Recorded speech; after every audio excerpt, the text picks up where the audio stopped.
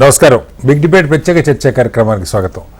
దేశంలో 6వ దశ పార్లమెంట్ ఎన్నికలకు సంబంధించి ప్రచారం ఈరోజుతో ముగిసింది. ఈ నెల 25న పోలింగ్ జరగబోతోంది. ఇప్పటికీ 5 దశల ఎన్నికల పూర్తయ్యాయి.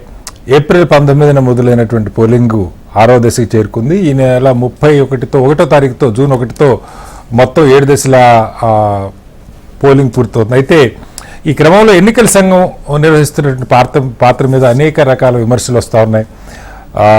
అగ్రనాయకులు పార్టీల స్టార్ క్యాంపెయినర్స్ చేస్తున్న ప్రచారాల మీద ప్రత్యక్షంగా వాళ్ళ మీద చర్యలు కాకుండా పార్టీ అధ్యక్షులకి నోటీసులు ఇస్తూ ఉన్నారు.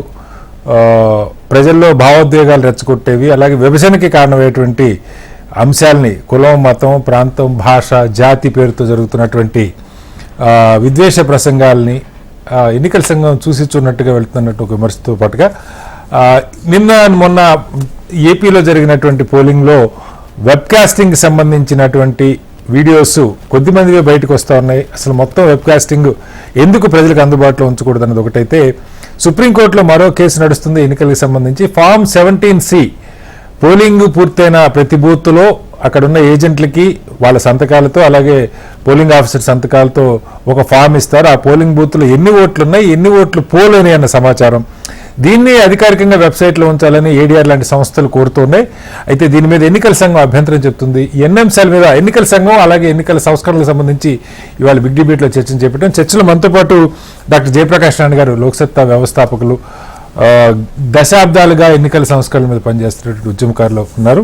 అలాగే వివి రావు గారు, ఎలక్షన్ వాచ్ సభ్యులు వారు ఉన్నారు. గత కొన్ని ఎన్నికలకి కీలకంగా ఎన్నికల నిఘా వేదిక నిర్వహిస్తున్నారు. బెల్ల నాయక్ గారు, కాంగ్రెస్ పార్టీ సీనియర్ నాయకులు మనతో ఉన్నారు. అలాగే ఎండో లక్ష్మణ్ గారు, భారతీయ జనతా పార్టీ సీనియర్ నాయకులు కూడా మనతో ఉన్నారు. ముందుగా జేపీ గారు నమస్కారం. నమస్తే శ్రీనివాస్. జేపీ గారు, ఈ వివాదాస్పద ప్రసంగాలకి తర్వాత వద్దాం. ముందు ఈ రెండు మీరు చూసే ఉంటారు. ఏడీఆర్ ఈ ఫామ్ 17C ఏదైతే పోలింగ్ ఈ ఫస్ట్ సెకండ్ ఫేజ్లో తుది ఓటింగ్ పర్సంటేజ్ బయట పెట్టడం బాగా ఆలస్యమైంది. ఫస్ట్ ఫేజ్ అయితే 11 రోజుల తర్వాత దాన్ని ఫైనలైజ్ చేశారన్నది ఒకటి. అలాగే సెకండ్ ఫేజ్ కూడా 4 రోజుల తర్వాత ఫైనలైజ్ అయింది. ఎందుకు ఇంత టెక్నాలజీ పెరిగిన తర్వాత కూడా బూత్లో 1 గంట దాకా 2 దాకా నైట్ పోలింగ్ జరిగినా 2వ రోజు సాయంత్రానికన్నా ఇవ్వాలి కదా అన్న దానిలో 1% 2% ఓటింగ్ పెరుగుతుంది. ఎక్కడ పొరపాటు అవుతుంది అన్నది ఒకటి. అలాగే ఈ ఫామ్ 17C బూత్ వారీగా ఎంతమంది ఓటేశారు, ఎవరికి ఓటేశారో కాదు ఎంతమందికి ఓటేశారో తెలుసుకునే వెసులుబాటు ఎందుకు ఉండకూడదంటే ఏం చెప్తారు సార్? శ్రీనివాస్, రెండో సంగతికి ముందుతాము. Form 17(2)C. ఓకే. ఒకప్పుడు శేషన్ గారు వచ్చి బ్యాలెట్ బాక్స్ అన్ని కూడా 10, 15 కలిపేసి లెక్కెట్టాలని చెప్పని ఒక ఆదేశం ఇచ్చేదాకా ఏ పోలింగ్ బూత్ ఆ పోలింగ్ బూత్ లెక్కెట్టేవాళ్ళం. అక్కడికక్కడ సమాచారం అంతే, ఏ రకమైన ఇబ్బంది లేదు. కాబట్టి శేషన్ గారు ఏ ఉద్దేశంతో చేసిన దురుద్దేశం లేకపోయినా కూడా పోలింగ్ బూత్ వారీగా లెక్కించి ఆ వివరాలు బయట పెడితే కొంప మునిగిపోతుంది అన్నదాన్ని నేను అంగీకరించాను. ఎన్నికల సంఘం సదుద్దేశంతోనే చేయొచ్చు, కానీ అలవాటు అయిపోయింది కాబట్టి 30 ఏళ్ల నుంచి అది పెద్ద దానిలో అంత స్వారస్యం ఏం లేదు. రెండోది, ఎలక్ట్రానిక్ ఓటింగ్ మెషిన్స్ వచ్చిన తర్వాత ఎట్లాగో మీరు ఏది దాచిపెట్టలేదు. మీరు ఎన్నికల సంఘం ప్రకటించకపోయినా కూడా అక్కడ పోలింగ్ బూత్ లో ఏజెంట్ తెలిసిపోతుంది కదా. బ్యాలెట్ బాక్స్ లో బ్యాలెట్ పేపర్లు ఉంటే అన్ని కలిపేయచ్చు. ఈవీఎం లో కలిపేది ఏముంది?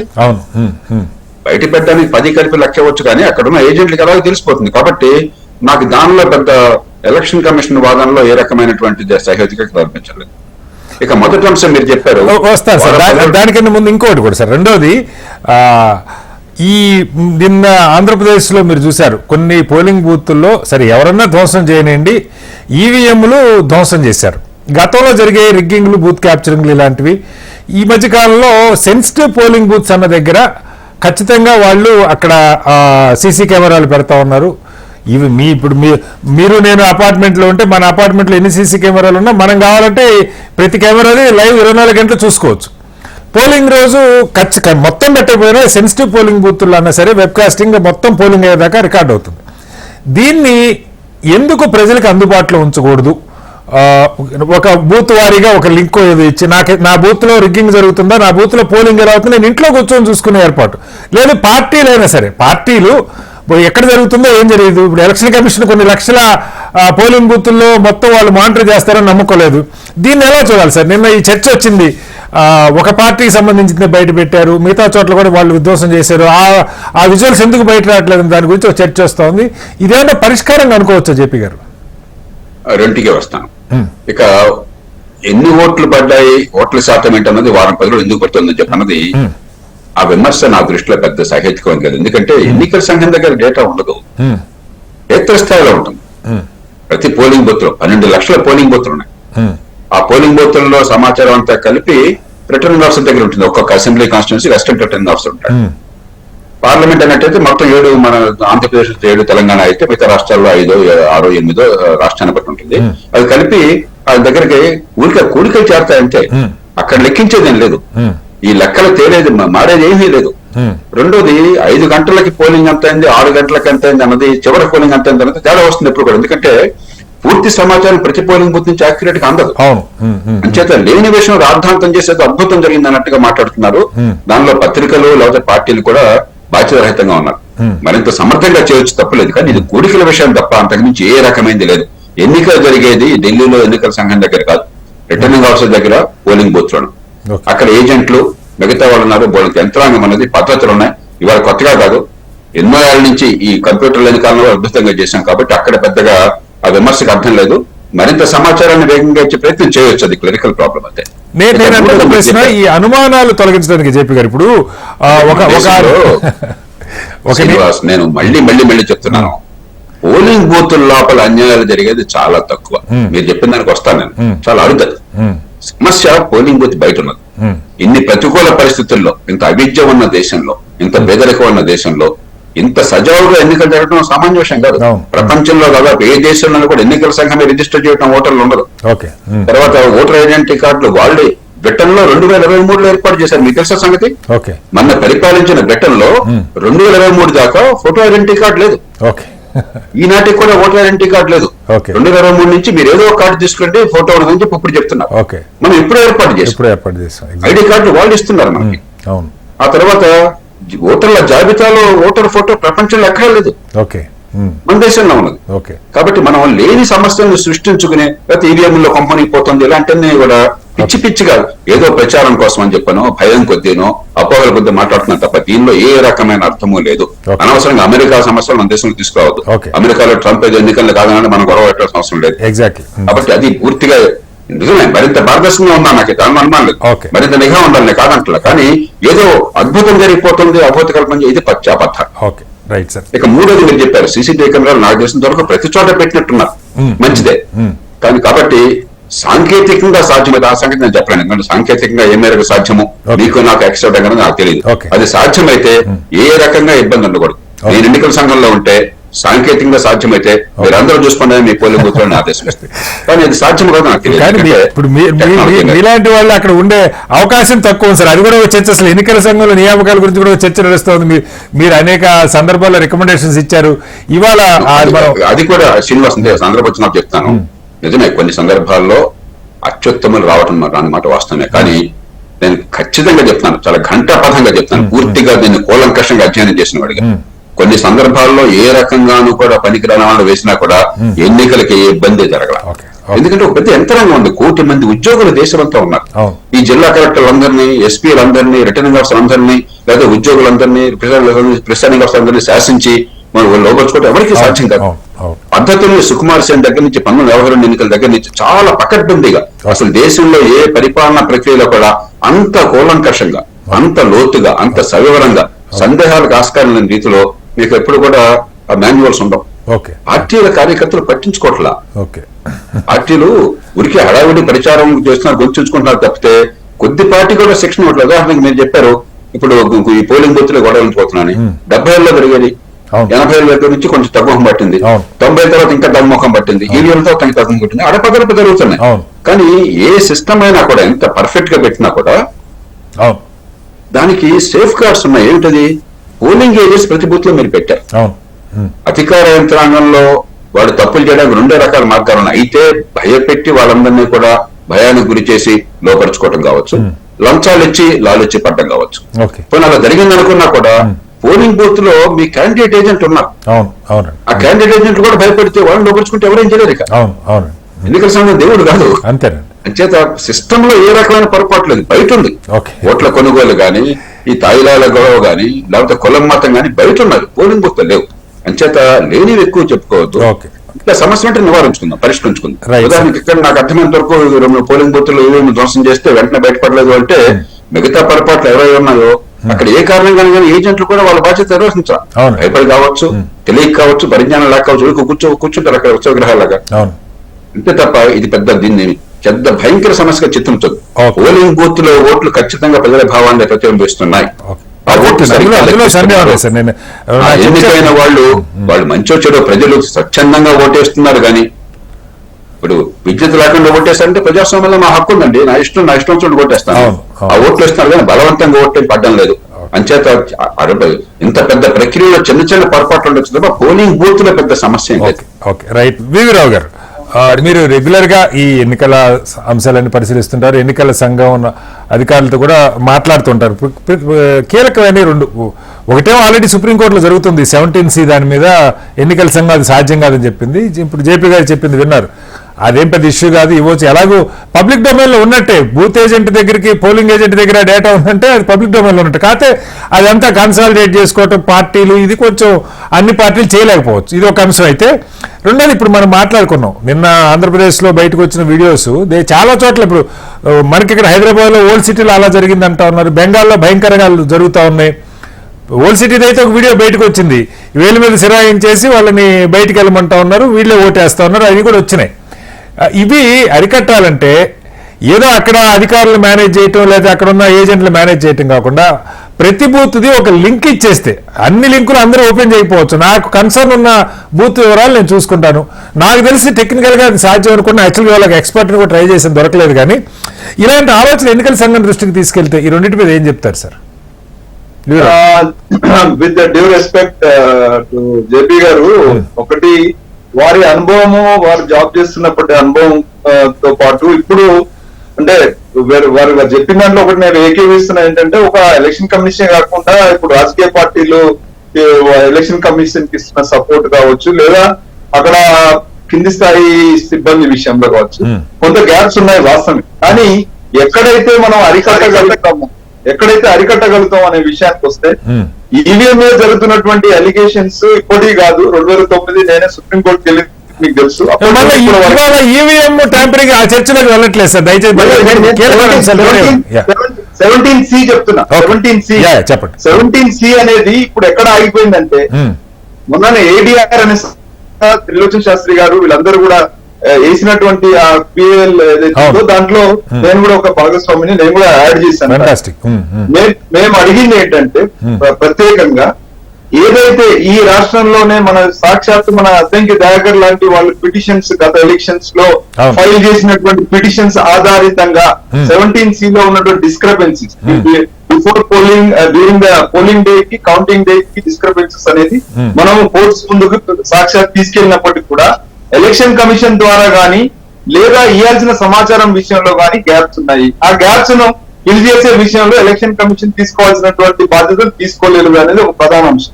రెండో అంశం ఏంటంటే, ఈ 17C అనేది ఈ రోజు మీరు డైలీ ఒక పక్కన ఎన్నికలు జరుగుతుంటే గంటకు మీకు ఇన్ఫర్మేషన్ ఇస్తాం. ఇన్ఫర్మేషన్ ఇచ్చిన దాంట్లో ఒక దేశం అంతా ఒక మెసేజ్ వెళ్తుంది. 4 గంటకి ఇంత పర్సెంటేజ్ అయిందని చెప్పిన తర్వాత 5 నుండి 6 మధ్యలో జరిగినటువంటి ఆ గ్యాప్స్ లో వస్తున్న ఇన్ఫర్మేషన్, మళ్ళీ మార్నింగ్ మాట్లాడిన ఇన్ఫర్మేషన్ లో వస్తున్నటువంటి ఆ డౌట్స్ విషయంలో మొత్తము దేశవ్యాప్తంగా మీరు ఒక సోషల్ మీడియాకి అడ్రస్ చేయడానికి మీరు ఇస్తున్నారు, బాగానే ఉంది. కానీ ఏదైతే మీరు ఇచ్చే సమాచారము ప్రజలకు నివృత్తి చేసే బదులు దాన్ని ఇంకా డౌట్స్ రేకెత్తే విషయంలో ఉందనేది దాన్ని కేసులో కాదు వీరరావు గారు, 17C లో పర్టికులర్ బూత్ల వారీగా ఉన్న డేటాలో కూడా వ్యత్యాసాలు, తేడాలు మీరు గమనించారా? ఎస్ ఖచ్చితంగా.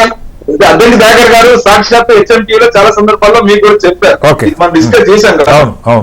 ఆ డిస్క్రపెన్సీస్ ని సార్ట్ అవుట్ చేయడానికి ఎలక్షన్ కమిషన్ తో 5 సంవత్సరాలు టర్మ్ అయిపోయే వరకు ఇప్పటి వరకు కూడా స్పోర్ట్స్ కు సపోర్ట్ చేయనటువంటి ఒక ఇన్ఫర్మేషన్ ఇంకా పెండింగ్ లో ఉంది. అది ఎలక్షన్ కమిషనే బాధ్యత అంటే ఎలక్షన్ కమిషన్ కి కూడా బాధ్యత ఉంది. వాళ్ళు ఏదైతే రిఫార్మ్స్ కోసం ఇవాళ పార్లమెంట్ కు పెట్టినటువంటి రిఫార్మ్స్ విషయంలో కానీ మిగతా విషయాల్లో కూడా వాళ్ళకైతే సపోర్ట్ దొరుకుతుందా లేదా వేరే విషయం. తీసుకోవాల్సినటువంటి చర్యల విషయంలో దే ఆర్ లాగింగ్ బిహైండ్. ఒక విషయం. రెండోది, ఇప్పుడు మనము ఒక ఎలక్షన్ కమిషన్ అంటే ఒక వ్యక్తి అది ఒక సంస్థ, అది కూడా that should be supported by the governments. ఆ డిస్క్రిపెన్సీస్ అనేటి 17C మూలంలో వచ్చే ఇన్ఫర్మేషన్ అంతా కూడా ఇది ఇవాళ ఈ సమస్య అంతా మూలం ఏంటంటే డిజిటైజేషన్ ద్వారా వస్తున్న సమస్య. డిజిటైజేషన్ లో సమాచారాన్ని మీరు పంపిస్తున్నప్పుడు దాన్ని ప్రశ్నించే ప్రయత్నం ఈ సమాజం చేస్తుంది. ఆ సమాజం చేసినట్టు దాన్ని మీరు సమాధానం ఇవ్వడానికి మీరేం చెప్తున్నారు? నిన్న ADR కి నిన్ననే 2 days బ్యాక్ మీరు ఒక పెద్ద 220 పేజీల సమాధానం ఇచ్చారు. ఆ సమాధానంలో మీరు ఇచ్చినటువంటి సమాధానంలో ఇప్పుడు JP గారు చెప్పినట్టు బాధ్యత మాది కాదు అనే విషయంలో మీరు ఒక సమాధానం ఇచ్చారు. పైపెచ్చు ADR ను మీరు ఏమన్నారు? Miss representation, miss leading information, తర్వాత మీరు ఇచ్చే సమాచారానికి ఆధారం ఏందని అడిగారు. ఒకటి ఇదే సమాచార హక్కు చట్టం కింద పై స్థాయిలో ఎలక్షన్ కమిషన్ నుంచి కింది స్థాయి పోలింగ్ బూత్ స్థాయి వరకు ఇదే అద్దానికి దయాకర్ లాంటి వాళ్ళు అడిగారు. అలాగే సివిల్ సొసైటీ నుంచి వెళ్ళి కొన్ని వందల RTI అప్లికేషన్స్ ఇస్తే సమాచారం రావట్లేదు. అదే మీరు ఇచ్చినటువంటి ప్రొవిజన్స్ అన్ని కూడా డైరెక్ట్ గా మేము ప్రజలకు ఇవ్వము, it's attracts only under election petitions అని చెప్తా ఉన్నారు. ఎలక్షన్ పిటిషన్స్ అంటే ఎవరికి సాధ్యమవుతుంది? ఓడిపోయిన వ్యక్తికి మాత్రమే సాధ్యమవుతుంది. ఓడిపోయిన వ్యక్తి ఒక అపోజిషన్ పార్టీలో ఉన్న వ్యక్తికి ఎంత దొరుకుతుంది? ఎలక్షన్ కమిషన్ కానీ లేదా గెలిచిన రైట్. సార్ మీ వాయిస్ కట్ అయింది వీరరావు గారు, మ్యూట్ లోకి వెళ్ళింది వీరరావు గారు, మీ వాయిస్ మ్యూట్ లోకి వెళ్ళింది వీరరావు గారు. హలో వీరరావు గారు చెప్పండి. ఓకే మళ్ళీ వస్తాను సార్ మీ దగ్గరికి ఒకసారి. వీరరావు గారు మళ్ళీ వస్తాను మీ దగ్గరికి. బెల్లానాయక్ గారు, ఇక్కడ పార్టీలు ఏమన్నా కానీ ఇప్పుడు మీరు పోటీ చేసినా, ఎండవ గారు పోటీ చేసినా, లేకపోతే మరెవరు పోటీ చేసినా బూత్ ఏజెంట్లు అప్పటికప్పుడు కొన్ని చోట్ల మనకు సరైన వాళ్ళు మన పార్టీ కార్యకర్తలు ఉండరు. సరే ఇంకా పచ్చిగా మాట్లాడుకుంటే డబ్బులు ఇచ్చి కూర్చోబెట్టుకుంటున్నారు చాలా చోట్ల చాలా పార్టీలు. వీళ్ళు ఆ ఫామ్ 17C ఏదైతే ఉందో అది సక్రమంగా వాళ్ళు ఫిల్ చేసుకున్నారా? అవి అన్ని ఇప్పుడు 200 బూతులు ఉంటే 200 బూతుల్ని ఆ పార్టీ వాళ్ళు కలెక్ట్ చేసుకోవాలి. మళ్ళా కౌంటింగ్ రోజు ఈచ్ బూత్ది టాలీ చేసుకోవాలి. ఇదంతా కాస్త బాగా ఆర్గనైజేషన్ బేస్ ఉన్న పార్టీలకు అయితే సాధ్యం అవుతుంది. కానీ దీనిలో రహస్యం ఏమీ లేదు. వాస్తవంగా బూత్ డేటా పబ్లిక్ మన పోలింగ్ ఏజెంట్కి ఇచ్చినప్పుడు పబ్లిక్ డొమైన్లోకి వచ్చినట్టే. కాకపోతే అధికారికంగా వెబ్సైట్లో పెట్టమని అడుగుతా ఉన్నారు ADR లాంటి సంస్థలు. దీనిలో ఎన్నికల సంఘం చేస్తున్న ఆరోపణ ఏంటంటే ఇది పెడితే గొడవలు అయిపోతాయి. ఇప్పుడు వీరరావు గారు చెప్తుంది అద్దంకి దయాకర్ గారి కేసులో తుంగతుర్తి అసెంబ్లీ ఎలక్షన్లో ఈ డేటా పోలింగ్ రోజు 17Cలో ఉన్న ఓట్లకి కౌంటింగ్ రోజు IVMలో ఓట్లకి కంపారిజన్ లేదు అని చెప్పి స్పష్టంగా చాలా మైక్రో లెవెల్ ఇన్ఫర్మేషన్ బయట పెట్టి 5 ఏళ్ల నుంచి ఆ కేసు నడుస్తూ ఉంది. దీన్ని వెబ్సైట్లో పెట్టడానికి ఒకరోజు ఆలస్యంగా పెట్టండి, నాకు అభ్యంతరం లేదు. పోలింగ్ మొత్తం అయిపోయింది, బట్ మీరు ఏదైతే పోలింగ్ ఏజెంట్కి ఇస్తారో అదే అక్కడ ఉండాలి కదా వెబ్సైట్లో. అసలు అది పెట్టడానికి ఎందుకు ఎన్నికల సంఘానికి అభ్యంతరం? ముందుగా వినోద్ గారు, మీకు JP గారికి, ప్యానల్ లో ఉన్నటువంటి లక్ష్మణ గారికి, వీరరావు గారికి, అందరికి టీవీ చూస్తున్న ప్రేక్షకులకు నమస్కారం. ఇప్పుడు దీన్ని అర్థం చేసుకోవాలంటే ఇప్పుడు ఒకటి కాన్స్టిట్యూషన్ ను ప్రిపేర్ చేస్తున్నప్పుడు ఎలక్షన్ కమిషన్ ఇండిపెండెంట్ గా ఉండాలని చెప్తున్నప్పుడు బాబాసాహెబ్ అంబేద్కర్ గారు చెప్పినటువంటి ఒక మాటను గుర్తు చేసుకోవాల్సినటువంటి అవసరం ఉందని చెప్పి నేను భావిస్తా ఉన్నాను. Election commission might be come under the thumb and nail of executive అనేటటువంటి మాటను ఆ రోజు ఆయన వాడారు. అటువంటి పరిస్థితి వాళ్ళ కనబడతా ఉంది. ఇప్పుడు ఈ 10 సంవత్సరాల కాలంలో మనం చూస్తే ఈ 6 సంవత్సరాల కాలంలో ఎలక్షన్ కమిషన్ కు ఉన్నటువంటి 2 అధికారులు రిజైన్ చేసిపోయినటువంటి అశోక్ గారు కావచ్చు, అరుణ్ గోయల్ గారు కావచ్చు, రిజైన్ చేసిపోయినటువంటి పరిస్థితి. మొన్ననే అరుణ్ గోయల్ గారు అయితే మార్చి 9వ తారీఖు మేబీ డేట్ అటు ఇటు ఒకటి ఉండొచ్చు, నోటిఫికేషన్ కు ముందు రిజైన్ చేసిపోయినటువంటి పరిస్థితి మనం చూసాం. రెండోది, అంతకు ముందు ఎలక్షన్ కమిషన్ ఇండిపెండెంట్ గా ఉండడం కోసం సెలెక్టివ్ అథారిటీ ఏదైతే ఉందో దాని పవర్స్ ను తగ్గించి ఇవాళ సుప్రీంకోర్టు ఇచ్చినటువంటి డైరెక్షన్ ను కూడా పక్కన పెట్టేసి సుప్రీంకోర్టు CJ కావచ్చు, prime minister, leader of opposition or the opposing largest party నాయకులతో ఎలక్ట్ కావాల్సినటువంటి ఎలక్షన్ కమిషన్ మెంబర్లు ఇవాళ ఎలా ఎలక్ట్ అవుతున్నటువంటి పరిస్థితిని మనం చూస్తా ఉన్నాం. ఆ రోజు రాజ్యాంగ నిర్మాతలు ఏదైతే అనుమానపడ్డారో ఆ అనుమానాలు ఇవాళ బలోపేతం అవుతున్నటువంటి పరిస్థితి ఉంది. 1-2 ఫేజ్ ఎలక్షన్స్ అయిపోయిన తర్వాత మీరన్న ఫామ్ 17C పెట్టడానికి తీసుకున్నటువంటి టైం గ్యాప్ 1వ ఫేజ్ ది 4 రోజులు, 2వ ఫేజ్ ది 5 రోజులు, 5 రోజుల 4 రోజుల గ్యాప్ తోని లెక్కలు ఇవాళ ఎలక్షన్ కమిషన్ ఇస్తున్నటువంటి పరిస్థితి ఉంది. జేపీ గారు చెప్పినట్టు ఒకసారి మనకు పోలింగ్ బూతులు గంటకు ఎంత పోల్ అవుతుంది అనేటటువంటి లెక్కలు నేను గంట దానిలో మార్పులు రావచ్చు. సరే ఒక 4 బూతులు ఇచ్చిండకపోవచ్చు, ఆ టైంకి వాళ్ళు హడావుళ్ళు ఉండొచ్చు. నేను అదంట్లా ఆ బూత్ లో అంతా అయిపోయిన తర్వాత మొత్తం రాత్రి 2ంటికి అవనివ్వండి, మొత్తం అయిన తర్వాత ఆ బూత్ లో ఇస్తారు. శ్రీనివాసరావు గారు, ఎన్ రామారావు గారు 83లో రాజకీయ పార్టీ పెట్టి కొట్లాడిన కాడ నుంచి చూస్తా ఉన్నాను నేను రాజకీయాలు. నేను చిన్నపిల్లగాడిని, పేపర్ చదివాలి పట్టింది. నైట్ 11-12 గంటల లోపు ఆ రోజు బ్యాలెట్ ద్వారా అయినటువంటి ఓట్లలోనే ఎంత పర్సెంటేజ్ పడ్డది, ఏ బూత్ లో ఎంత పడ్డది, తెల్లారే లోపు లెక్కలు ఇచ్చేసేటటువంటి వాళ్ళు.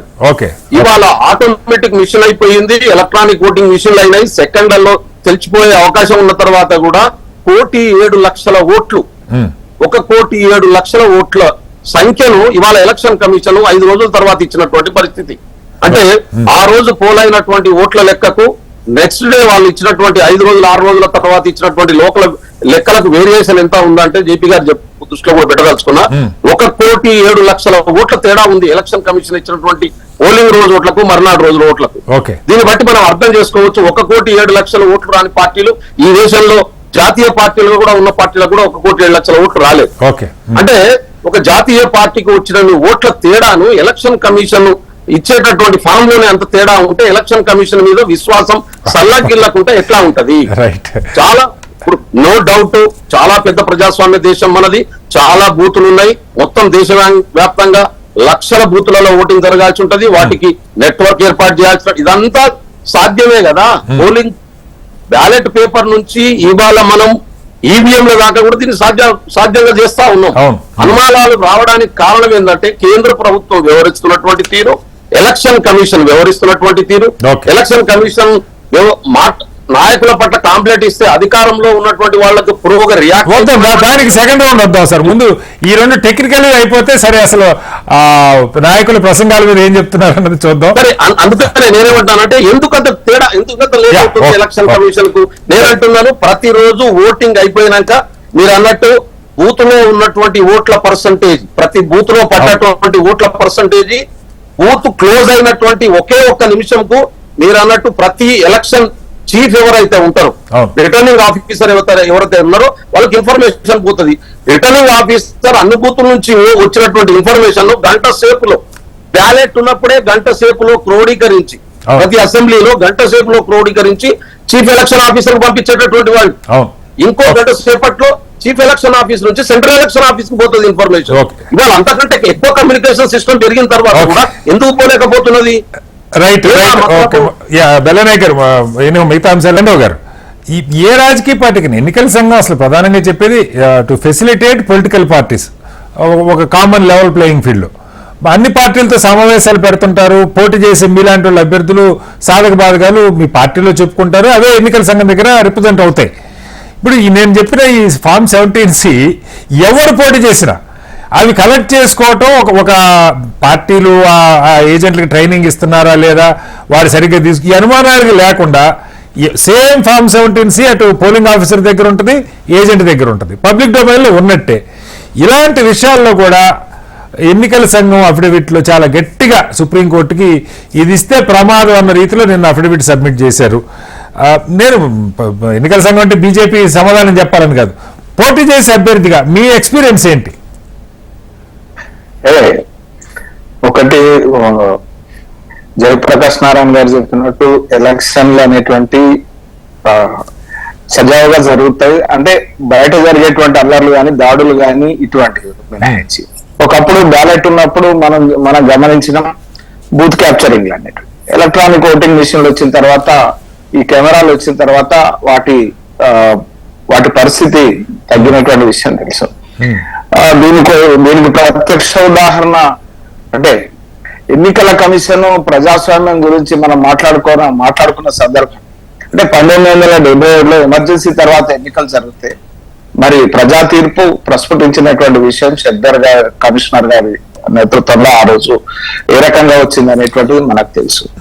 వాళ్ళు అదే రకంగా అంటే అప్పుడప్పుడు ఈ ఓటింగ్ మిషన్లకు సంబంధించి ఎలిగేషన్స్ వచ్చిన ఎలిగేషన్స్ నేను 2010లో నేను రిజైన్ చేసి ఎలక్షన్స్ పోతే 11 మంది తెలంగాణ రాష్ట్ర సమితికి సంబంధించినటువంటి ఎమ్మెల్యేలు బ్యాలెట్ పేపర్ నేను ఎలక్ట్రానిక్ ఓటింగ్ మిషన్ ని ప్రిఫర్ చేసిన. అంటే దానికి బ్యాలెట్ పేపర్ పోవడానికి అవసరమైనంత నామినేషన్లు వాళ్ళు వేసి దానివల్ల ఓట్లు అంటే పక్క వేయాలనుకున్న వాళ్ళకి మనం చాలా అంశాలు డిస్కస్ చేయలేం. నేను స్పెసిఫిక్ అడుగుతుంది ఈ 17C గురించి. 17C విషయంలో అంటే సుప్రీంకోర్టు అడిగినప్పుడు దానికి సంబంధించి 2 స్వతంత్ర సంస్థలు ఎలక్షన్ కమిషన్ ఆఫ్ ఇండియా గాని సుప్రీంకోర్టు గాని మన రాజ్యాంగంలో ఉన్నటువంటి స్వయం ప్రతిపత్తిలో వెళ్ళినటువంటి సంస్థలు వారు అడిగారు, వీరు అఫిడవిట్ దాఖలు చేశారు అంటే దాంట్లో ఇబ్బంది ఏమనేటువంటి విషయాన్ని ఇంకా తీర్థాలం చేయాల్సినటువంటి అవసరం ఉంది. ఒకటి ఇక్కడ అంటే ప్రాక్టికల్ గా దాని విషయంలో ఏ రకమైనటువంటి విధి విధానాలు అనేటువంటిది ఎలక్షన్ కమిషన్ ఆఫ్ ఇండియానే వాటిని ఇంకా స్పష్టీకరించాల్సినటువంటి అవసరం. మరొక విషయం ఏంటంటే ఒకటి 17C ఫామ్ లో ఏదైతే ఒకటి అడగడం జరిగింది మాక్ పోలింగ్ అని అంటే టెస్టింగ్ ఓటింగ్ అని ఎట్లా జరిగింది, ఎన్ని ఓట్లు ఎవరికి వచ్చినాయి అనేటువంటి విషయం కూడా ఉన్నాయి. దీనికి నేను ఒక్క విషయాన్ని ఇక్కడ చెప్పదలుచుకున్నాను. ఏదైతే ఒకసారి ఆదిలాబాద్ గత పార్లమెంట్ ఎన్నికల్లో ఒక 15 మంది ఏజెంట్లు కూర్చున్నారండి. 15 మంది ఏజెంట్లు విభిన్న పార్టీలకు ఇండిపెండెంట్లకు సంబంధించిన మాక్ పోలింగ్ తర్వాత 15 ఓట్లు కూడా ఆ రోజు ఉన్నటువంటి వాతావరణంలో బీజేపీకే 15 ఓట్లు వచ్చినాయి. అంటే ఇటువంటి సందర్భాలు కూడా ఉంటాయి. సరే ఇది అవాంతరము అభ్యంతరము అని అంటలేము. దాని విషయంలో జవాబు చెప్పాల్సిన బాధ్యత ఏదైతే ఎన్నికల నిర్వహణ కమిటీ ఎలక్షన్ కమిషన్ పోలింగ్ లో ఈవీఎం లో 15 ఓట్లు ఇస్తే 15 బీజేపీకి పడ్డట్టుగా వచ్చింది మీ అనుభవంలో. అంటే మేము ఎక్స్పీరియన్స్ షేర్ చేసుకున్నప్పుడు ఆఫ్టర్ పోలింగ్ ఎక్స్పీరియన్స్ షేర్ చేసుకున్నాం. అంటే అక్కడ యువత ఉన్నారు, ఏజెంట్లుగా యువతనే ఉన్నారు. ఆ అభిమానం బీజేపీకి వేశారంటారు. ఓకే సరే అది ఓకే అంటే ఇది నేను అంటే అనుభవపూర్వకంగా మేము అక్కడ ప్రస్తావన వచ్చినటువంటి సందర్భంగా ఈ రకంగా కూడా జరిగినటువంటి పరిస్థితి ఉంది అనేటువంటి విషయాన్ని తెలియదు. అలాగే ఈ వెబ్ కాస్టింగ్ లింక్ ఇవ్వటం ఎండో గారు, నా ప్రశ్న ఏంటంటే ఇప్పుడు నిన్న ఏపీలో జరిగినవి మీరు చూశారు. ఆ బూత్ లో స్వయం ఎమ్మెల్యేని వెళ్ళి ఈవీఎం దోషం చేశారు. ఆ వీడియోస్ బయటకు వచ్చినాయి. అధికార పక్షం ఆర్గ్యుమెంట్ ఏంటంటే దానికన్నా 2-3 గంటల ముందు అదే బూత్ లో ఏం జరిగిందో మీరు ఎందుకు రిలీజ్ చేయరు, అక్కడ తెలుగుదేశం వాళ్ళకు విధ్వంసం సృష్టించారని వాళ్ళు ఆరోపణ చేస్తున్నారు. ఈ వెబ్ కాస్ట్ మొత్తం అసలు ఎవరి దగ్గర అందుబాటులేదు, ఏది బయటకు వచ్చేది ఎలా వచ్చిందో తెలియదు, మిగతాది రాలేదు. అందుకు నేను అడుగుతున్న ఈ ప్రశ్న. ఇప్పుడు ఒక లింక్ ఇచ్చేస్తే ఎవరైనా ఇప్పుడు మీ ఇంటి దగ్గర సీసీటీవీ ఉంటే మీరు కార్లో వెళ్తే మీ ఫోన్లో చూసుకోవచ్చు అక్కడ దొంగోడు వచ్చాడు ఎవడొచ్చాడని. అంత సింపుల్ అయిపోయింది, చీప్ అయిపోయింది, ఈజీ అయిపోయింది. బ్యాండ్ మనకేమి నెట్వర్క్ ప్రాబ్లం కూడా ఏం లేదు. ఎందుకు ఎన్నికల సంఘం ఇలాంటి ఆలోచనలు చేయకూడదు? అనుమానాలు నివృత్తికి ఎన్నికలు సజావుగా జరుగుతున్నాయి, ప్రజలు ఎవరికి వేయాలంటే వాళ్ళు కోటేస్తున్న వాటి నిజమే కావచ్చు, కానీ అనేక అనుమానాలు రేకెత్తున్న పరిస్థితుల్లో ఇలాంటి తేలికైన పనులు, డబ్బు పట్టుకున్నారా సారా పట్టుకున్నారా నేను అడగట్లా, వాళ్ళ చేతిలో ఉన్న పని వాళ్ళ ఆఫీసులో కూర్చొని చేయగలిగిన పని మీద కూడా ఎందుకు నిర్ణయాలు జరగట్లేదు? చీప్ అయిపోయింది, అందుబాటులోకి వచ్చింది. చీఫ్ మినిస్టర్ ఇంట్లో జరిగిన దానికి వెబ్ కాస్ట్ కూడా బయటకు రానటువంటి పరిస్థితి ఉన్నది మనం గమనిస్తా ఉన్నాం. రెండో విషయం ఏదైతే ఉందో ఇక్కడ మరి అది వెబ్ కాస్ట్ కి సంబంధించి ముందు జరిగిన దానికి కానీ తర్వాత జరిగిన దానికి మొత్తం మీద ఏదైతే కేసు ఒకవేళ కోర్టులో ఫైల్ అయినప్పుడు చార్జ్ షీట్ లో మెన్షన్ చేసినప్పుడు తప్పనిసరిగా ఇలా అక్కడ ఉన్నటువంటి అధికారులు కానీ అది రికార్డ్ అయినటువంటి విషయాన్ని తేటతెల్లం చేయాల్సి ఉంటుంది. ఒకవేళ ఆర్గ్యుమెంట్ లో ఓపెన్ పబ్లిక్ డొమైన్ లో అది రిలీజ్ కాకపోయినా ఆర్గ్యుమెంట్ లో డెఫినెట్లీ దాన్ని ప్రస్తావిస్తారు, దానికి సంబంధించిన విజువల్స్ సబ్మిట్ చేయాల్సినటువంటి బాధ్యత ఉంటది. కాబట్టి ఇది ఎట్లా బయటకు వచ్చింది అనేటువంటి విషయం అక్కడ ఉన్నటువంటి మొత్తం బయటకు వస్తే గొడవ ఉండదు కదా. నేను అనేది అది ఒకటి బయటికి రావడం మీద అభ్యంతరం కాదు, కానీ మొత్తం ప్రతి బూత్లో ఏం జరుగుతుందో బయటకు వస్తే ప్రజలకి మరింత విశ్వాసం పెరుగుతుంది కదా అనేది పాయింట్. నేను మళ్ళీ వస్తాను లక్ష్మణ్ గారి దగ్గరికి. జేపీ గారు, ఇంకా రెండవది కీలకంగా పార్టీలకి ఇప్పుడు మనం చూస్తాం సెకండ్ ఫేజ్ అయిన దగ్గర నుంచి అటు అధికార పక్షం కావచ్చు విపక్షం కావచ్చు, సాక్షాత్ ప్రధానమంత్రి గారి దగ్గర నుంచి మొదలు పెడితే మంగళసూత్రాలు, శక్తి, ముస్లిం లీగు ఈ వాదన ఆయన. అలాగే ఎస్సీ ఎస్టీ ఓబీసీ రిజర్వేషన్లో కోత పెడతారు వీళ్ళు, మైనార్టీలకి ప్రయారిటీ ఇస్తారు ఆయన ఆర్గ్యుమెంట్. రాహుల్ గాంధీ గారి ఆర్గ్యుమెంట్ ఏమో అసలు మొత్తం రాజ్యాంగాన్ని ఎత్తేస్తారు, లేకపోతే ఎస్సీ ఎస్టీ ఓబీసీ రిజర్వేషన్లు తీసేస్తారు వీళ్ళ ఆర్గ్యుమెంట్. ఈ రెండింటి మీద బహిరంగంగా పదే చెప్తున్నా కూడా ఎన్నికల సంఘం ఇక్కడ కేసీఆర్ గారిని 2 రోజులు బ్యాన్ చేయగలిగారు కానీ ఆయన ప్రచారంలో పాల్గొనకుండా అగ్ర నాయకులకి కనీసం వాళ్ళకి ఒక తాకీదు ఇచ్చే ఇది కూడా లేకుండా పార్టీ ప్రెసిడెంట్కి ఇచ్చి మీ స్టార్ క్యాంపెయిన్లు కంట్రోల్ చేసుకుని అంటున్నారు. దీని మీద చాలా విమర్శలు వస్తూ ఉన్నాయి. ఎన్నికల సంఘం కనీసం ఒక నోటీస్ ఇవ్వడానికి కూడా వెనుకంజ వేస్తుంది అనుకోవాలా, ఎలా అర్థం చేసుకోవాలి చెప్పి గారు? శ్రీనివాస్, ఎన్నికల సంఘంలో పొరపాటు ఉండొచ్చు కానీ మనం కూడా భారం కూడా ఎక్కువ పెడుతున్నాం. ప్రజాస్వామ్యం చాలా సంక్లిష్టమైంది. మనం ఏంటంటే ఏదో రూల్స్ ప్రకారం ఆర్డర్ ప్రకారం జరుగుతుంది అనుకుంటాం. ఒక పార్టీ గాని ఆ పార్టీ భావజాలం గాని వాళ్ళ భావ ప్రకటన గాని లక్షలాది మంది, కొన్ని సందర్భాల్లో కోట్లాది మంది ఆలోచనలకి, వాళ్ళ త్యాగాలకి, వాళ్ళ ఉద్యమాలకి, వాళ్ళ ఆశలకి, ఆకాంక్షలకి ప్రతిబింబం మర్చిపోతున్నాం. మీరు ఇక్కడ కూర్చొని నేను డిస్క్వాలిఫై చేస్తాను, నరేంద్ర మోదీ గారు మాట్లాడకుండా ఆపేస్తాను, డైరెక్షన్ ఇస్తాను, రాహుల్ గాంధీ ఇంట్లో కూర్చోమంటానంటే మీరే చెప్పారు మోడల్ కోడ్ ఆఫ్ కాండక్ట్ ఉంది. కులం, మతం, ప్రాంతం, భాష, జాతి పేర్లతో వివక్ష లేకపోతే ద్వేషాన్ని రెచ్చగొట్టే ప్రసంగాలు చేస్తే వాళ్ళకి చర్యల సంగతి తర్వాత ముందు నోటీస్ అన్నా ఇవ్వచ్చు కదా అన్న దానిలో. Let me complete. తప్పులు ప్రజాస్వామ్యంలో దొరుకుతున్నాయి కానీ ఎన్నికల సంఘం ఆఫ్టర్ ఆల్ మనం నియమించినటువంటి అధికార యంత్రాంగంతో కూడినది. కేవలం వాళ్ళ చట్టబద్ధంగా అధికారం ఇచ్చామో సిబ్బందిని పెట్టాం తప్ప ప్రజల్లో వాళ్ళకి ఏం బలం లేదు. ప్రజాబలం ఉన్నటువంటి కోట్లాది మందిని ఆకర్షించేటువంటి నాయకులను, పార్టీలను ఒక స్థాయి నుంచి శాసించడం సాధ్యం కాదు. మన తెలుగులో ఒక సామెత ఉంది, లేస్తే మనిషిని కాదని ఉండాలి కానీ లేచి చూపెట్టకూడదు బలహీనని చెప్పాను. ఇప్పుడు ఎన్నికల సంఘం వచ్చి ఇప్పుడు మోదీ గారిని, రాహుల్ గాంధీ గారిని ఆపేస్తానని చెప్పంటే దేశం ఊరుకుంటుందా? ఒక గేట్ తప్పితే గందరగోళం అయిపోతుంది. కాబట్టి సంయమనం వీళ్ళ దగ్గరే ఉండాలి, పార్టీల దగ్గర, నాయకుల దగ్గర ఉండాలి, ఎన్నికల సంఘంలో కూడా ఉండాలి. ఉదాహరణకు రాహుల్ గాంధీ గారిని డిస్క్వాలిఫై చేయడం వ్యతిరేకించారు. సాంకేతికం కరెక్ట్ కావచ్చు కానీ ప్రజాస్వామ్యంలో అది పద్ధతి కాదు. తొందర ఏంటంటే కొంత తొందర. మనం ప్రజాస్వామ్య విషయంలో మన వాక్ స్వాతంత్రం అరికట్టడం కావచ్చు, ప్రసంగాలను అరికట్టడం కావచ్చు, అంత తొందర పడకూడదు. చాలా అసాధారణ సందర్భంలో ఖచ్చితంగా ప్రజా సంక్షేమానికి వ్యతిరేకంగా జరుగుతుంది, హింస చెలరేగుతుంది, అలాంటి పరిస్థితి వస్తే తప్ప మీరు అదుపు చేయడం సాధ్యం కాదు. గట్టిగా ఉదాహరణకి ఈ పార్టీ నాయకులకు ఒక తాకీదు ఇచ్చారు, ఒక ఆదేశం ఇచ్చారు. అసాధారణ సందర్భాలు మరీ శృతి మించితే ఒకళ్ళిద్దరిని కొంచెం 2 రోజులు 1 రోజు ఆపమంటున్నారు. అంతకంటే ఎక్కువ చేయడం సాధ్యం కాదు. చేస్తే మనం పెడతాం.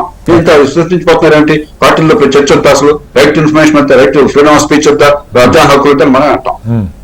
మన ప్రతిదానికి ఎన్నికల సంఘం అంటే వాడు ఒక దేవుడు, వాడికి ఒక మంత్రంతో అన్ని ఆపేస్తారు అనుకుంటున్నా. కాదు, ఎన్నికలు మనం జరుపుతాం, వాళ్ళు కాదు. ఈ దేశంలో కోట్లాది మంది మనుషులు, కార్యకర్తలు, ఓటర్లు, పార్టీల నాయకులు, పోటీ చేసేవాళ్ళు, మనందరిలో సమయం లేకుండా అక్కడ కూర్చున్న ముగ్గురు మీద భారవంతం నెట్టింది. ధర్మం చెప్పండి, తిట్టడం చాలా తేలిక. కానీ దీంతో పాటు ఇంకొక అంశం కూడా జేపీ గారు, ఇప్పుడు మనకి ఎగ్జిట్ పోల్స్ బ్యాన్ ఉంది. ఎగ్జిట్ పోల్స్ ఇవ్వకూడదు మొత్తం పోలింగ్ ప్రక్రియ పూర్తయ్యేదాకా, లాస్ట్ ఫేజ్ అని. బట్ ఎవరైతే ఎగ్జిట్ పోల్స్ చేస్తున్నారో వాళ్ళు ఎగ్జిట్ పోల్ డేటా అని చెప్పకుండా మీకు దశకి అసలు ఈ పార్టీకి ఇన్ని సీట్లు వచ్చేసినాయి, ఈ పార్టీకి ఇన్ని సీట్లు వచ్చినాయని రిపీటెడ్గా ఈ ఇంత లాంగ్ స్పాన్లో ఎన్నికలు జరగటంలో ఈ అంకెలు రకరకాలుగా జనం బయట మాట్లాడటం, ఈ సఫాలజిస్టులు మాట్లాడటం, ఎనలిస్టులు మాట్లాడటం, ఇది ఎన్నికల ప్రక్రియ మీద లేదా ఓటర్ మైండ్ సెట్ మీద ప్రభావం చూపుదా? ఆ అంకెలు చెప్పే వెసులుబాటు ఉందా? అంటే 2 రకాలుగా చెప్పొచ్చు శ్రీనివాస్. అసలు ఎగ్జిట్ పోల్స్ వాక్ స్వాతంత్రంలో భాగం కాబట్టి చెప్తే తప్పేమిటి ఒక వాదన చెప్పచ్చు.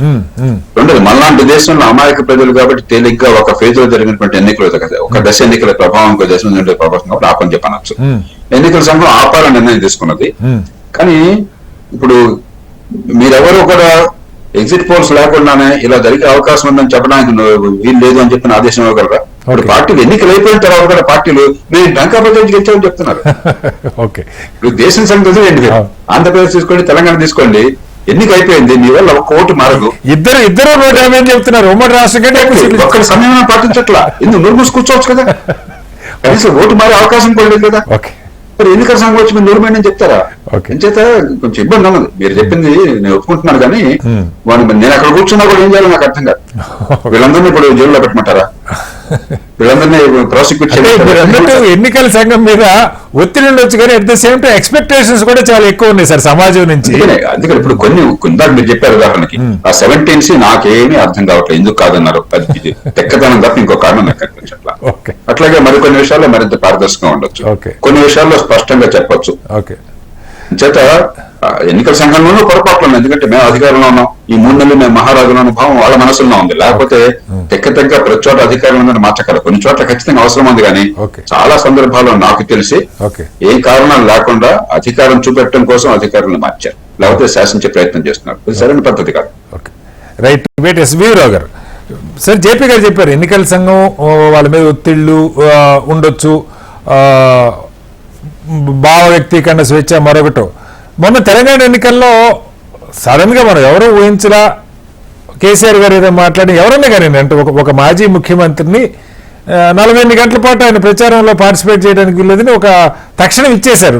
నాకు పెద్ద షో కాజు ఆయన ఎక్స్ప్లెనేషన్ కూడా అడిగినట్టుగా కనపడలా, కఠినంగానే నిర్ణయం కనపడింది. సరే పార్టీ విమర్శించి ఉండొచ్చు కానీ ఈ లెవెల్ ప్లేయింగ్ ఫీల్డ్కి సంబంధించి ఇప్పుడు కేంద్రం ఏం చేస్తుంది అన్న దగ్గర వచ్చి ఎన్నికల సంఘం ఇద్దరికి నోటీసులు ఇచ్చాం, ఇద్దరిని మేము సమదృష్టితో చూస్తున్నామన్న భావన వ్యక్తం చేయటం తప్ప వీటిని డిఫైన్ చేయడం కష్టం కావచ్చు, ఏది విద్వేష ప్రసంగం ఏదని. బట్ ఊరికి నోటీస్ ఇచ్చే దానిలో కూడా కాస్త ఎలా అర్థం చేసుకోవాలి? ఇప్పుడు జేపీ గారు ఇప్పుడే ఒక సమాధానం చెప్పారు దీనికి. ఏంటంటే ఎలక్షన్ కమిషన్ అనేది ఏకమైనకే సుల్తాన్, దాంట్లో వాళ్ళు ఆ నెల రోజుల్లో హడావిడి చేసి పని చేసుకోవాలనే యాక్టివిటీ. ఎందుకంటే ఆ నెల దాటిన తర్వాత ఈ మొత్తం సిబ్బంది అంతా కూడా ఎవరు అధికారంలో ఉంటే ఆ పార్టీల నాయకులకు ఎక్కువ మొగ్గు చూపే పరిస్థితి కనబడుతుంది అనేది స్పష్టంగా అర్థమవుతుంది. అక్కడ ఢిల్లీలో కూర్చున్నటువంటి ఆ 2-3తోనే మొత్తం డిసిషన్ తీసుకోవడం అనేది వాళ్లకు రిస్కీగా ఫీల్ అవుతున్నటువంటి పరిస్థితిలో ఇలాంటి నిర్ణయాలు జరుగుతున్నాయని చెప్తున్నారు. అది కొత్త దాంట్లో వాస్తవం ఉంది. ఎందుకంటే ఇప్పుడు వాళ్ళు ఎలక్షన్ కంప్లీట్ చేసే వరకు వాళ్ళ మీద ఒక ప్రెషర్ ఉంటుంది. ఏదైనా ఒక దాంట్లో వాళ్ళు నెగిటివ్ అయిపోయారంటే వాళ్ళ యొక్క విలువ ఉండదు అనే ఒక మీరు చూశారు.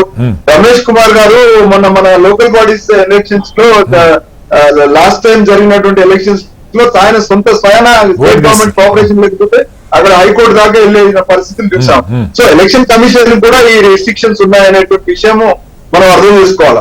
రెండోది ఏంటంటే శ్రీనివాస్ గారు ఇప్పుడు మీరు అడిగిన దాంట్లో ఒక జస్ట్ నేను ఒక వన్ వర్డ్ చెప్తాను. 17C లో ఫైనల్ గా 17C లో జరగాల్సింది ఏంటంటే ఈ మూల సూత్రం ప్రాబ్లం ఎందుకు వస్తుందంటే ఎలక్షన్స్ అయిపోయిన తర్వాత కౌంటింగ్ సమయంలో ఈ ఏదైతే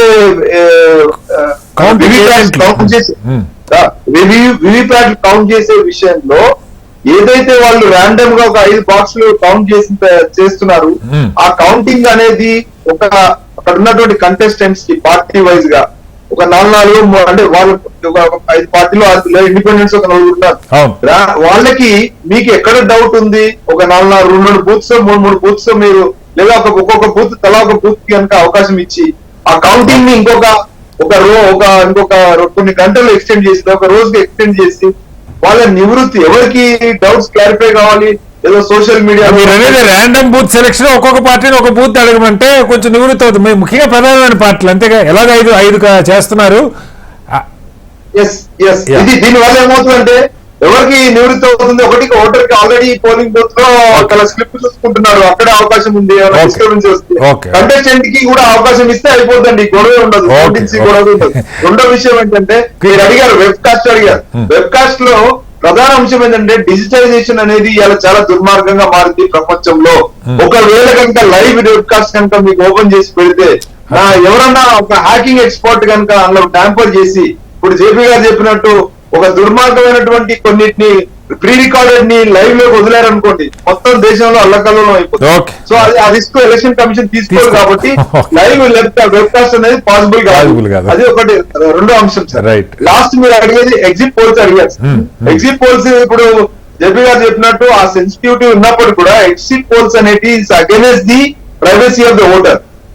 ఓటర్ ని ముందస్తు ఎగ్జిట్ పోల్ ఎలాగో చేస్తున్నారు, వివరాలు బయటకు పెట్టకూడదంటే ఎగ్జిట్ పోల్ చేసి ఆయనే 4 రౌండ్లు అయ్యాక నేను ఎగ్జిట్ పోల్ వివరాలు చెప్పట్లేదు కానీ ఇలా ఉందని చెప్తే అది ఓటర్ల మీద ప్రభావం చూపుతాను, ఎందుకంటే చాలా మందికి తెలుసు అనేసి. ఎగ్జాక్ట్లీ దట్ ఈస్ ఆల్సో అంటే attracts the privacy of the voter కదా, Okay. ఓటర్ ని ముందస్తు మీద రిలీవ్ చేయడం అవుతుంది. Okay. సో డెఫినెట్ గా ఇన్ని కన్స్టెంట్స్ ఉన్నప్పటికీ కూడా Okay. ఎలక్షన్స్ ఈ మాత్రం జరపడం గొప్పతనం అయినప్పుడు కూడా చేంజెస్ రావాలి, రిఫార్మ్స్ రావాలి, better transparency. దానికి సంబంధించి బలపడాలి కదా. Okay. మనం ఏదో చాలా పెద్ద దేశం కాబట్టి కంటిన్యూ చేయలేం కదా. రైట్ సార్ టైం తక్కువ ఉంది. ఒకసారి బెలనాయక్ గారు, ఇదే ఇప్పుడు ఎన్నికల సంఘం తాకీదునిచ్చే విషయంలో సరే మీ విమర్శలు మీరు చేస్తా ఉన్నారు, మీరు మాట్లాడుతున్న వాటి మీద కూడా విమర్శ ఉంది. మొత్తం రాజ్యాంగం రద్దు చేసేస్తారు, రిజర్వేషన్లు ఎత్తేస్తారు, ఆర్ఎస్ఎస్ మూల సిద్ధాంతం ఇదే మీ వెర్షన్ మీరు చెప్తున్నారు. సరే వాళ్ళే ఇంకా వాళ్ళు మాట్లాడుతున్నారు. ఎన్నికల సంఘం ఖర్గే గారికి నడ్డా గారికి నోటీసులు ఇచ్చిన తప్పితే రాహుల్ గాంధీ గారికో మోడీ గారికి ఇచ్చే సాహసం చేయట్లా. జేపీ గారు చెప్పినట్టు వాళ్ళ ఇబ్బందులు వాళ్ళకి ఉండొచ్చు, కానీ ప్రజలు ఆశిస్తారు కదా. ఇప్పుడు కాంగ్రెస్ పార్టీ వాళ్ళు ఎందుకు మోడీకి ఎవరైనా వాళ్ళు ఆశిస్తారు, లేదా బీజేపీ వాళ్ళు ఎందుకు రాహుల్ గాంధీకి ఎవరైనా వాళ్ళు ఆశిస్తారు, ఏం చెప్తారు? ఇక్కడ ఎన్నికల కమిషన్ వాళ్ళ శక్తి సామర్థ్యాలను బట్టి కాదు పనిచేయాల్సింది, రూల్ ఆఫ్ లా ప్రకారం పనిచేయట్లేదు, వాళ్ళ గైడ్ లైన్స్ ప్రకారం పనిచేయట్లేదు. అధికారంలో ఉన్నటువంటి వాళ్ళ మెప్పు పొందేటటువంటి పద్ధతిలో పనిచేస్తుందని చెప్పాను నేను. ఎందుకు అంటే వాళ్ళ సెలక్షన్ ప్రాసెస్ నే మార్చేసి కొత్త సెలక్షన్ ప్రాసెస్ ఇప్పుడు ఉన్నటువంటి గవర్నమెంట్ తీసుకొచ్చి వాళ్ళకు అనుకూలమైనటువంటి వ్యక్తులు నియమించుకున్నటువంటి పరిస్థితి ఉంది. ఎలక్షన్ కమిషన్ ఇవాళ నేను చెప్పదలుచుకున్న పాయింట్ ఏంటంటే, ఎలక్షన్ కమిషన్ శేషన్ గారు ఒక్కరే కదా ఇదే రూల్స్ తో పనిచేశారు కదా, ఎందుకు రాజకీయ పార్టీలను గడగడలాడిపోయినటువంటి పరిస్థితి ఉంది, ఎందుకు తప్పు చేసినటువంటి నాయకులు భయపడేటువంటి స్థితి ఉంది.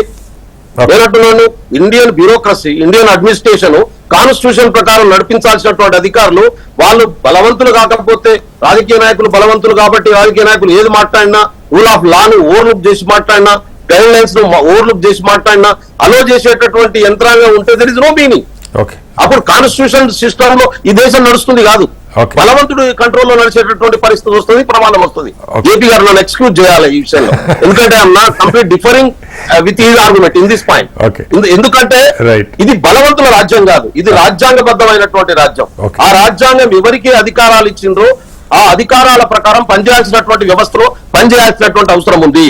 తన ప్రయోజనాలు ఇప్పుడు ఏదో మెహర్బానీ చేసేస్తున్నది, ఇప్పుడు చేస్తున్న పని చాలా పెద్ద దేశం కాబట్టి ఇదే గొప్ప పని అనేటటువంటి భ్రమంలో మనం ఉండొద్దు. ఇక్కడ ఉన్నటువంటి లోపాలని సరి చేసుకుంటూ మరింత అర్థవంతమైనటువంటి ప్రజాస్వామ్యంగా మార్చుకోవడం ఎట్లా, ఇవాళ ఉన్నటువంటి అధికారులు తన రోల్ ఎట్లా ప్లే చేస్తారు, ఇంకా భవిష్యత్తులో ఇంకెంత అప్రమత్తంగా ఎట్లా ముందుకు వెళ్తాం. నేనంటా ఉన్నాను, లోపల జరుగుతున్నటువంటి ఇంటర్వ్యూసే ఇవాళ బయట డిస్ప్లే జరుగుతున్నటువంటి సందర్భంలో ఎన్నికలు జరుగుతున్నటువంటి తీరు తరకేసి ఉంటది, ఎవరికేస్తావో కనబడదు, కానీ లోపల ఉన్నటువంటి దృశ్యాలన్నీ బయట ప్రజల మధ్యలో పెడితే తప్పే ఉన్నది, లైవ్ ఇస్తే తప్పే ఉన్నది, ఇంకా పారదర్శకంగా ఉంటది కదా, ప్రతి ఒక్కరికి తెలుస్తుంది కదా. లోపల పోయి మొన్న ఒక ఎమ్మెల్యే పోయి డైరెక్ట్ గా ఈవీఎం ను ధ్వంసం చేసిండు, అది మనం చూసాం, ఒక విజువల్ బయటకు వచ్చింది. అదే మొత్తం ఎలక్షన్ సిస్టమ్ అంతా లైవ్ బయటకు వచ్చింది అనుకోండి, ఎందుకు దానికి ఎన్నికల కమిషన్ ఆలో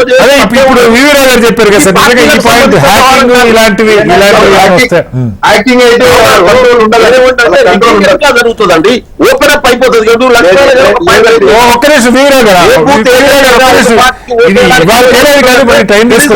system in election system also right. అప్పుడు జరుగుతున్నది ఏంది, ఎన్నికల కోసం కూర్చోబెట్టారు రాజకీయ పార్టీ కార్యకర్త కూడా అక్కడ బలవంతమైనటువంటి పార్టీ, అది తైలం ఇస్తేనో ప్రేమతోనో ఏ రకంగానన్నా గానీ ట్రాన్స్పరెన్సీతోని ఉన్నట్టు లెక్క కాదు కదా. అప్పుడు అది ఎటువంటి దారి తీస్తుంది. ప్రజలు తన ఓటును తాను అనుకునేటటువంటి వ్యక్తికి వేసి తాను ఎన్నుకునేటటువంటి నాయకుడు, తన అభిప్రాయం ప్రకారం వేసేటటువంటి నాయకుడు గెలవాల్సిన అవసరం ఉంది. అట్లా కాకుండా వ్యవస్థలో ఉన్నటువంటి లోపాలని అడ్డం పెట్టుకొని ఆ ప్రయోజనాల్ని పెంచితే తెలిసిన డెమోక్రసీ చెప్పడానికే అవకాశం లేదు. అందుకనే అంటున్నాను నేను, ఉన్నటువంటి రూల్స్ రెగ్యులేషన్ ను ఇంప్లిమెంట్ చేసేటటువంటి అధికారి రాజ్యాంగం వాళ్ళకి ఇచ్చినటువంటి ఆర్టికల్ ప్రకారం పనిచేసినప్పుడు ఖచ్చితంగా ఎవరన్నా భయపడతారు. టైంలో లేదు, వాళ్ళు కూడా ఐఏఎస్ ఆఫీసర్లే, కానీ వాళ్ళు రూల్ ఆఫ్ లా అడ్డం పెట్టుకొని పనిచేశారు, రూల్ ఆఫ్ లా ప్రకారం పనిచేశారు.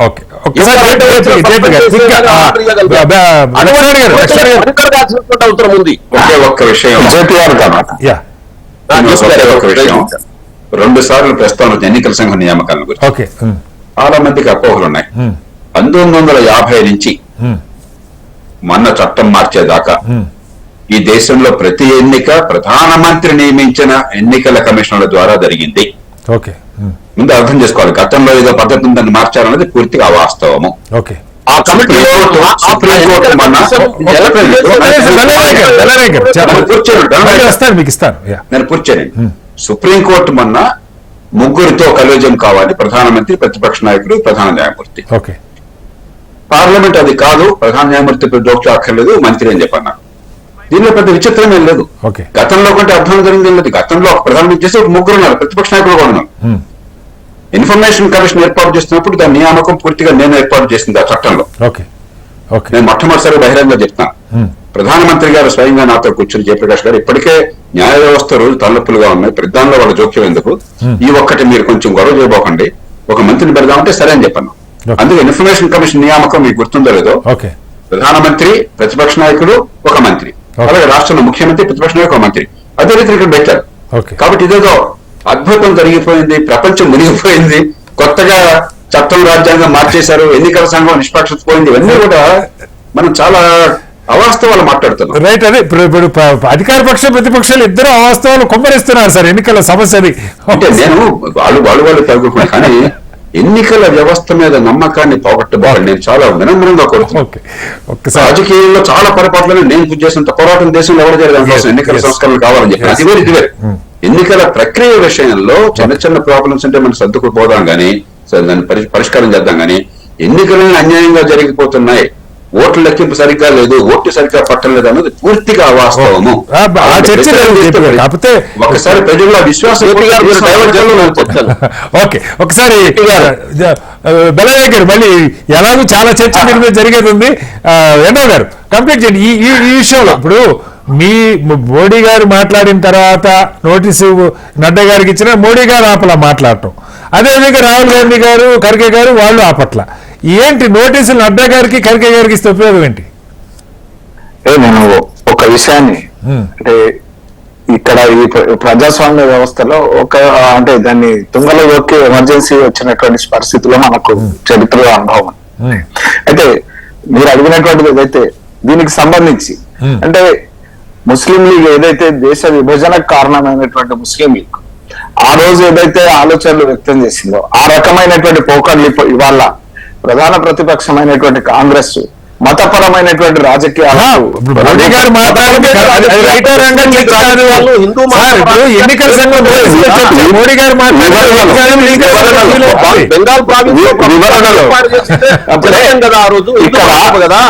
ఇక్కడ ముస్లిం లీగ్ 370 గారు నడ్డా గారు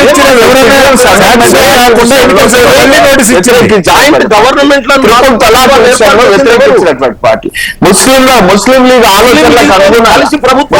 ఆలోచనలకు అనుగుణంగా ఏదైతే షాబాన్ చట్టానికి సవాల్ చేసినటువంటి పార్టీ మేనిఫెస్టోలో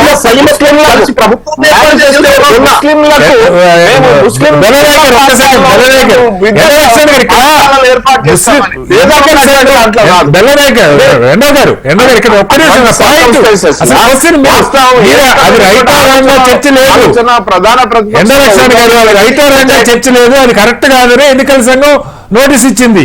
నేను అడుగుతున్న ప్రశ్న, నోటీసు మాట్లాడడం వాళ్ళకి కాకుండా ఎందుకు పార్టీ అధ్యక్షుడికి ఇచ్చారు అన్న దాని మీద నేను అడుగుతున్నాను. రైట్ ఆర్ రాంగ్ ఎన్నికల సంఘం డిసైడ్ చేస్తుంది.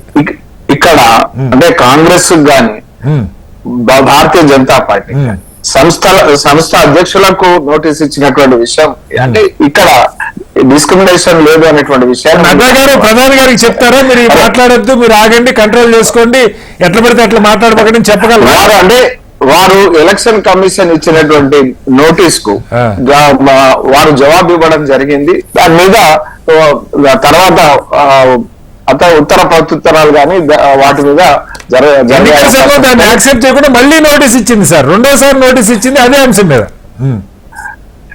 అంటే దీని మీద ఏదైతే ఆర్గ్యుమెంట్ ఉందో ఖచ్చితంగా భారతీయ జనతా పార్టీ వైపు నుంచి ఇవ్వడం జరుగుతా ఉన్నది. ఏ రకమైనటువంటి అంటే దీంట్లో మనం ఇక్కడ రెండు ఆలోచనలు మనం రావాల్సినటువంటి అవసరం ఉంది, రెండు మార్గదర్శక సూత్రాలు మారాల్సినటువంటి ఏంటంటే మేనిఫెస్టో పెడుతున్నప్పుడు మేనిఫెస్టో రాజ్యాంగంలో సూచించినటువంటి ప్రమాణాలను ఆధారంగా ఉండాలి కానీ మేనిఫెస్టోలో నోటికొచ్చింది మనం పెట్టడము, మేనిఫెస్టోలో ఈ రకమైనటువంటి ఆలోచనలు చొప్పించడం అనేటువంటిది సరికాదు. Correct. మరొకటి ఏంటంటే మేనిఫెస్టో వాస్తవానికి హేతుబద్ధంగా ఉండాలా, ఇటువంటి రిఫార్మ్స్ కూడా రావాల్సినటువంటి అవసరం. ఆల్రెడీ ఎన్నికల సంఘం మీద భారం ఎక్కువ అని చెప్పి గారు అంటున్నారు. ఇంకా మేనిఫెస్టో ఎన్నికల సంఘం ఆమోదించే పరిస్థితి ఉందో లేదో మరి వాళ్ళ అంటే మారుతున్నటువంటి పరిస్థితులు ఈ రకమైనటువంటి ఏది పడితే అది అంటే సాధ్యమైంది సాధ్యం కాంది ఒకవేళ రాజ్యాంగాన్నే మారుస్తారనేటువంటి అభాండాలు వేసేటువంటి పరిస్థితి